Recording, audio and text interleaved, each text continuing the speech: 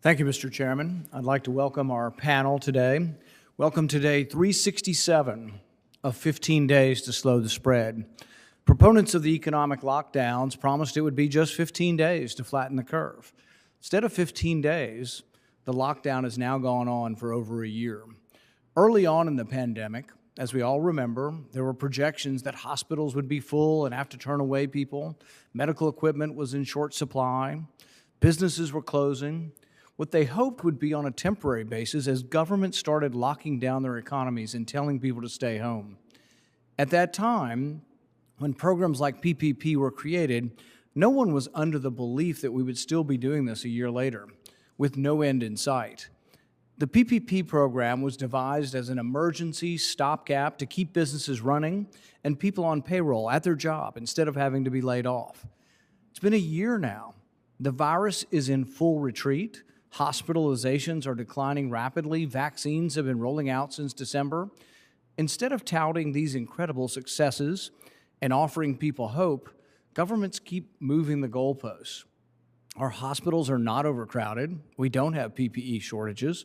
All the reasons the economy locked down in the first place are no longer a concern. It's time to reopen our economy.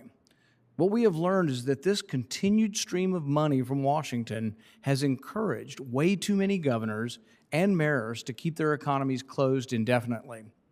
They stifle their economies, roll yellow police tape across store shelves, and threaten small businesses with revoking licenses or worse, then demand Washington clean up their mess when the businesses have to shut down for good. We should demand these elected officials stop imposing arbitrary rules and stop illogically picking winners and losers. We simply can't keep printing and borrowing trillions of dollars when the best thing we can do to provide relief now is to simply reopen the economy. Congress has spent more than $800 billion on the Paycheck Protection Program alone, and according to our estimates burn through $3.5 billion a day in taxpayer dollars. In just 1 year, the Small Business Administration went from being a $1 million agency to nearly a $1 trillion agency. No agency is equipped for that kind of exponential growth in such a short time. Without adequate controls, the program has benefited large, well-financed businesses, alleged fraudsters, and organizations like Planned Parenthood.